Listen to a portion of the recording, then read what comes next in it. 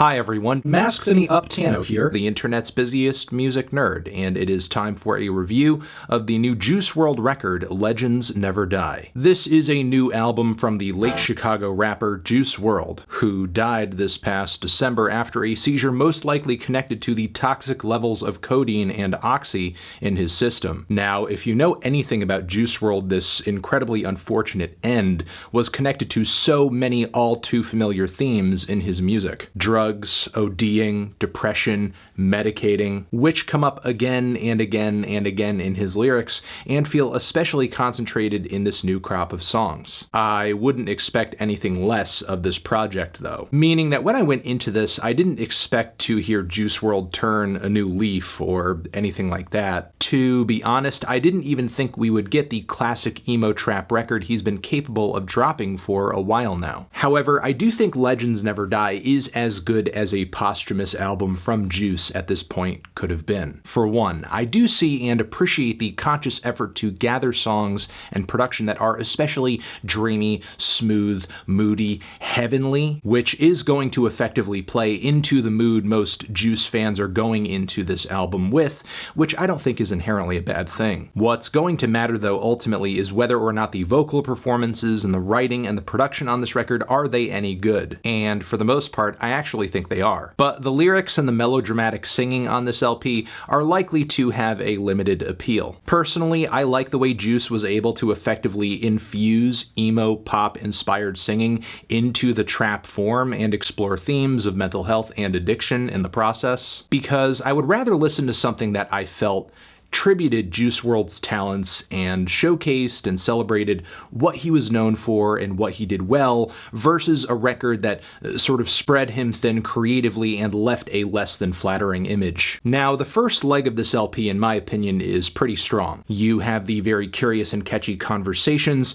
then Titanic, which sounds like being lost and abandoned. The instrumental here sounding like it's the soundtrack to an incredibly desolate, barren place. There is then the emotional exorcism of bad energy. The lush vocal layering on the hook here is absolutely gorgeous. The final major highlight in the first portion of this LP is the song Righteous, which honestly to me sounds like Juice WRLD singing from beyond the grave. The production on this track is just otherworldly with how spacey and angelic and pristine it sounds, and then with how eerily predictive some of Juice's lyrics are, it's like he saw the end coming. All these tracks stand out in my view thanks to their sharp and expressive vocal leads, bars and rhymes that, yes, they are relatively simple in their display, but they still do communicate a lot of emotional anguish on Juice's part. The track Blood on My Jeans, I think, is the first real dud in the track list here, not just because emotionally this is one of the more numb tracks on the record, and I don't think it communicates or displays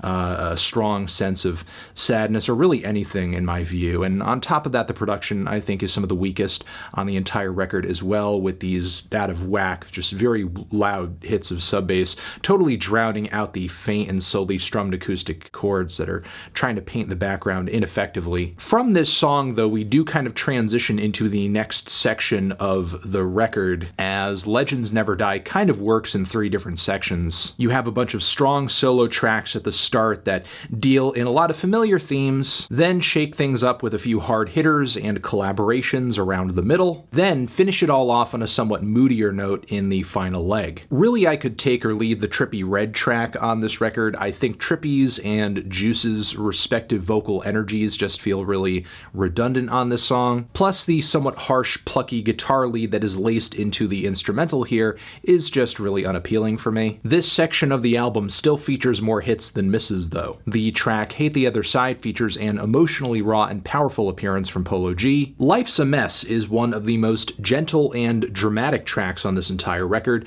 I just love how refined the instrumental is and how vocally Juice WRLD plays into that. Halsey ties things up on the back end of the song pretty nicely. Then there is Come and Go with its killer rock riffs and very punchy marshmallow production. It is one of the most boisterous songs on the entire record. Once we're past all the collaborations and features on this record though, the quality of the songs gets a bit unpredictable. Like with the song I Want It, which is so soft and faint faint in sound and delivery, it doesn't really leave much of an impression. It's not terrible, but certainly not one of the more memorable tracks here. Given that we're talking about a record of 20+ songs and features, did we really need it? Then with Screw Juice and Fighting Demons and Stay High, these tracks in my view aren't bad, but they don't really bring anything sonically or lyrically refreshing to the track list, nothing that previous tracks hadn't already brought to the table and arguably done better. So there is a point toward the end where the ideas on this LP begin to run thin, and that lack of emotional and sonic variation on this send-off record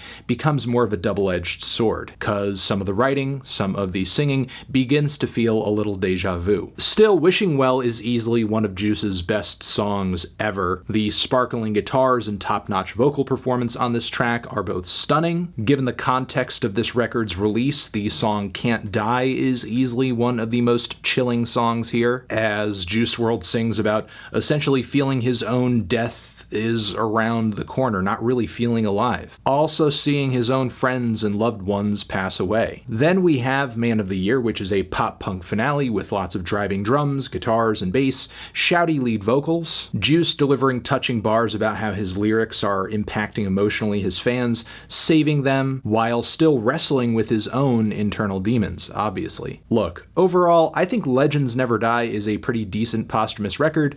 Sure, there are a few duds in the track list, and toward the end it does become a bit samey, but I still feel this project is an effective display of the power of Juice WRLD's sound, style, certainly a show of what made him significant and stand out as an artist. This project is the calling card of exactly what Juice WRLD did so well and so fantastically with his voice, with his sound, and with his message, just packaged up very nicely. Feeling a light 7 on this one. Transition, have you given this album a listen? Did you love it? Did you hate it? What would you rate it? You're the best, you're the best. What should I review next? Hit the like if you like, please subscribe, and please don't cry. Hit the bell as well. Over here next to my head is another video that you can check out. Hit that up or the link to subscribe to the channel. Anthony Fantano, Juice WRLD, rest in peace, forever.